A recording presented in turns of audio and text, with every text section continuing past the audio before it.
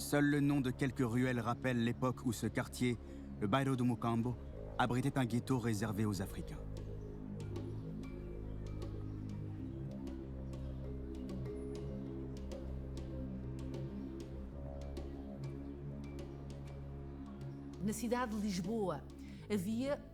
À Lisbonne, Milliers d'autres. La rue du Puy des Nègres. Seul le nom de quelques ruelles rappelle l'époque où ce quartier, le Bairro do Mucambo, abritait un ghetto réservé aux Africains.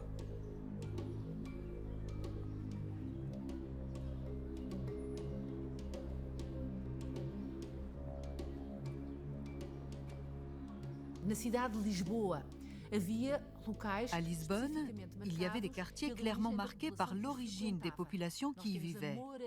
Il y avait la mouraria des morts, il y avait les judiarias des Juifs, et effectivement, il manquait une prétaria, même si le terme apparaît dans un ou deux documents. Il manquait une prétaria, le quartier des Noirs. C'est comme ça qu'on désignait les Africains. Et ce quartier, on l'a appelé Mocambo. Les Africains qui y habitaient participaient à différentes tâches. Ils participaient aux tâches agricoles, au travail de la poterie, au travail du fer, mais aussi à des tâches liées à la mer, la pêche et la marine. Et puis bien entendu au commerce et à l'entretien de la ville de Lisbonne. Ils sont porteurs d'excréments, donc des métiers qui très vite vont être considérés comme des métiers impurs. Des esclaves qui vivent, alors aussi curieux que ça puisse paraître, chez leur maître. Ils sont intégrés à la famille. Et donc ils sont considérés comme des membres de la famille élargie. Pas une famille de sang, mais quelqu'un qu'on a recueilli et auquel on peut faire confiance puisqu'on donne son nom de famille à ces esclaves. Donc on est clairement dans une société, entre guillemets, qui intègre. Alors, mais intégrer veut aussi dire exclure, hein. C'est-à-dire qu'on les intègre, mais en tant qu'esclaves. 1453. La guerre sainte entre la chrétienté et l'islam se solde par la victoire des musulmans. Constantinople, dernier reliquat de l'Empire romain d'Orient, tombe aux mains des Turcs. Un rideau de fer s'abat entre la rive chrétienne de la Méditerranée et les Indes. Les routes de commerce sont coupées, bloquant la circulation des esclaves en provenance des Balkans. Pour l'Europe chrétienne, poursuivre la conquête de l'Atlantique est plus nécessaire que jamais. Le conflit islamo-chrétien était dans une impasse, et toute la région dans laquelle ils achetaient habituellement des esclaves était soit christianisée, soit islamisée. Il ne restait plus qu'un territoire vers lequel se tourner. L'Afrique s'est retrouvée associée à l'esclavage à cause de ces événements.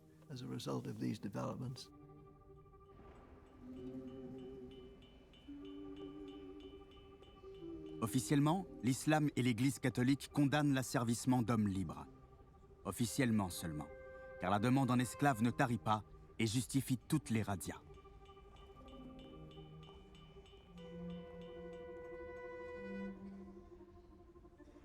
On est quand même dans des sociétés où les gens sont mus par la religion.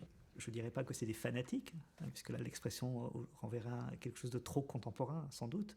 Mais les motivations religieuses, c'est-à-dire conquérir des espaces d'islam pour en faire des terres de chrétienté, elles sont extrêmement importantes, et puisque derrière, il y a la papauté, hein, qui va appuyer l'expansionnisme portugais en concédant des droits à coloniser.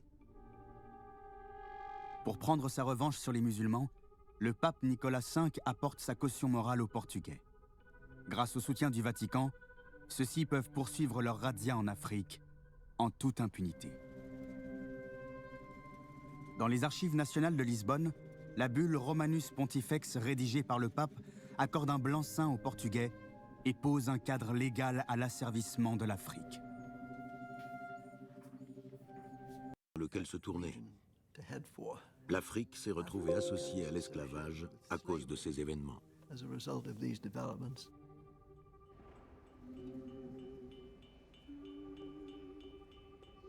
Officiellement, l'islam et l'Église catholique condamnent l'asservissement d'hommes libres.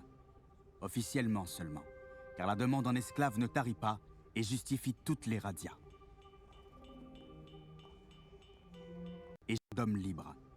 Officiellement seulement, car la demande en esclaves ne tarit pas et justifie toutes les razzias.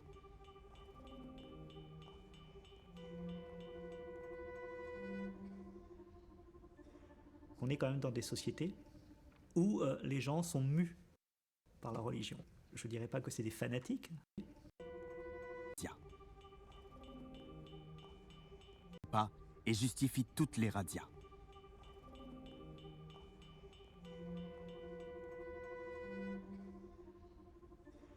On est quand même dans des sociétés où les gens sont mus par la religion. Je ne dirais pas que c'est des fanatiques, puisque là l'expression renverrait à quelque chose de trop contemporain, sans doute. Mais les motivations religieuses, c'est-à-dire conquérir des espaces d'islam pour en faire des terres de chrétienté, elles sont extrêmement importantes, et puisque derrière, il y a la papauté qui va appuyer l'expansionnisme portugais en concédant des droits à coloniser. Pour prendre sa revanche sur les musulmans, le pape Nicolas V apporte sa caution morale aux Portugais. Grâce au soutien du Vatican, ceux-ci peuvent poursuivre leur razzia en Afrique en toute impunité. Dans les archives nationales de Lisbonne, la bulle Romanus Pontifex rédigée par le pape accorde un blanc-seing aux Portugais et pose un cadre légal à l'asservissement de l'Afrique.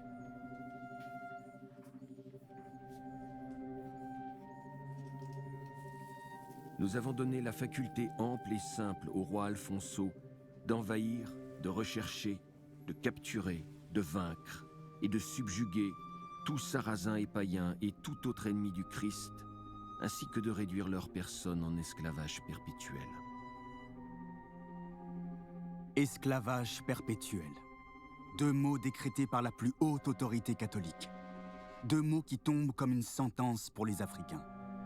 Deux mots qui vont tout justifier au nom de Dieu. Dès l'origine de ces campagnes militaires en Afrique, les Portugais ont essayé d'obtenir des faveurs. Peu à peu, le nombre d'esclaves devient si... C'est l'histoire d'un monde où l'esclavage a dessiné ses territoires et ses propres frontières. Un monde où la violence, la domination et le profit